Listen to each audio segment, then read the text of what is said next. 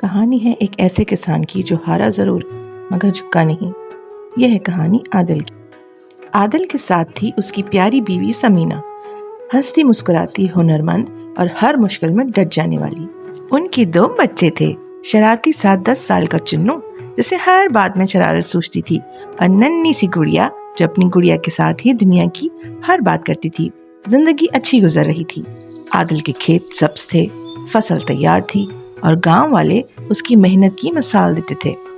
ہر صبح سورج نکلنے سے پہلے عادل کھیتوں میں چلا جاتا، سمینہ ناشتہ تیار کرتی اور چنو گڑیا کے ساتھ مل کر درخت پر چڑھنے کی ناکام کوشش کرتا۔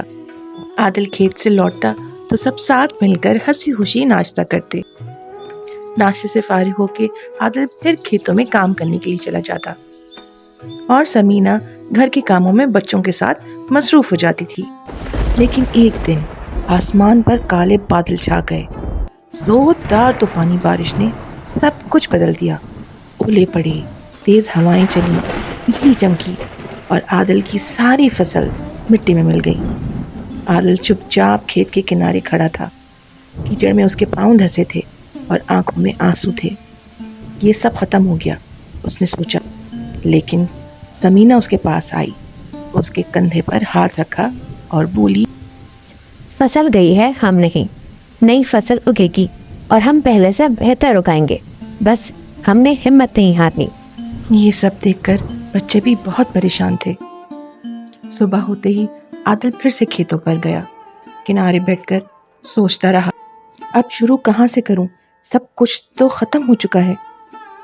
یہی بات اس نے گھر آ کر اپنے بچوں کو سمجھائی کہ اب ہمیں صبر سے کام لینا ہوگا۔ رات بھر کھلے آسمان کے نیچے بیٹھ کر سوچتا رہا کہ اب کیا کروں، کیونکہ گھر تو چلانا تھا، بچے بھی تھے، ان کو کھانا پینا کہاں سے فراہم کروں۔ دوسرے ہی دن انہوں نے لیا ایک نیا فیصلہ۔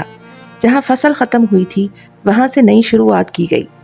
انہوں نے گاؤں کی مین سڑک پر ایک چائے کا ٹھیلا لگا لیا۔ سمینہ نے کہا، میں سموسے، چاٹ اور دہی بلے بناؤں گی اور آپ چائے بیچنا۔ عادل نے کہہ لگا کے کہا، اور چنو گاہک بلائے گا؟ چنو نے فوراً کہا، گرم گرم سموسے، چاٹ ایک بار کھاؤ گے روز آؤ گے۔ گڑیا بولی، میں اسٹال کی صفائی کر دیا کروں گی۔ اللہ کا نام لے کر نیا کاروبار شروع کیا گیا۔ ٹھیلی کی چائے مشہور ہو گئی۔ سمینہ کی چاٹ نے گاؤں میں دھوم مچا دی۔ لیکن عادل نے کھیتوں کو نہیں چھوڑا۔ دن میں چائے کا ٹھیلا سنبھالتا، شام میں کھیت میں کام کرتا۔ سمینہ بھی کاموں سے فارغ ہو کے کھیت میں اس کا ہاتھ بٹاتی، اور بچے بھی کہاں پیچھے رہنے والے تھے۔ بچے بھی ماں باپ کا بھرپور ساتھ دیتے۔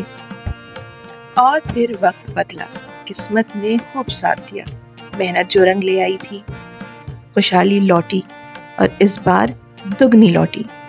محنت، سچائی اور ساتھ کا اثر یہ ہوتا ہے۔ 1 سال بعد نئی فصل تیار ہوئی۔ اس بار زمین اور دل دونوں پہلے سے زیادہ ہرے بھرے تھے۔ گاؤں والے حیران تھے، یہی تو عادل ہے جس کی فصل برباد ہو گئی تھی۔ لیکن عادل نے ہمت نہیں ہاری۔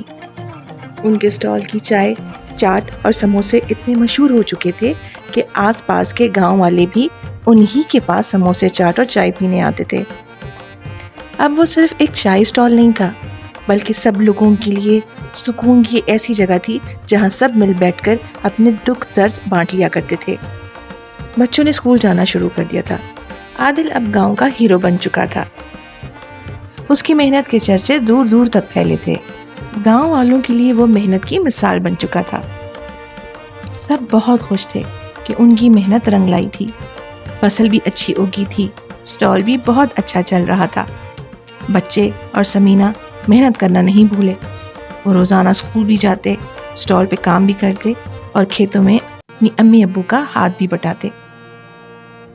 وہ سب بہت خوش تھے کہ اللہ تعالیٰ نے انہیں ان کی محنت کا صلہ دیا ہے۔ بس پھر کیا تھا، سب لوگ ہنسی خوشی رہنے لگے۔ جو لوگ محنت کرتے ہیں اور اللہ تعالیٰ پہ یقین رکھتے ہیں، ایسا ہو ہی نہیں سکتا کہ انہیں ان کی محنت کا صلہ نہ ملے۔ یہ کہانی ہمیں سکھاتی ہے کہ چاہے جیسے بھی حالات ہوں، ہمت کبھی نہیں آنی چاہیے۔ اگر ایک راستہ بند ہو جاتا ہے تو یقیناً دوسرا راستہ کھلتا ہے۔ بس ہمیں محنت، لگن اور شدت سے کام کرتے رہنا ہے۔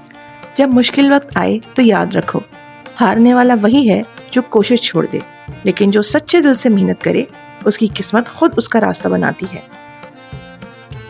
اگر آپ کو یہ کہانی پسند آئی ہے تو پلیز میرے چینل کو لائک، شیئر اینڈ سبسکرائب کیجیے اور بیل آئیکن پریس کرنا نہ بھولیں تاکہ میری آنے والی ہر ویڈیو کی نوٹیفیکیشن آپ کو مل سکے۔ شکریہ، اللہ حافظ۔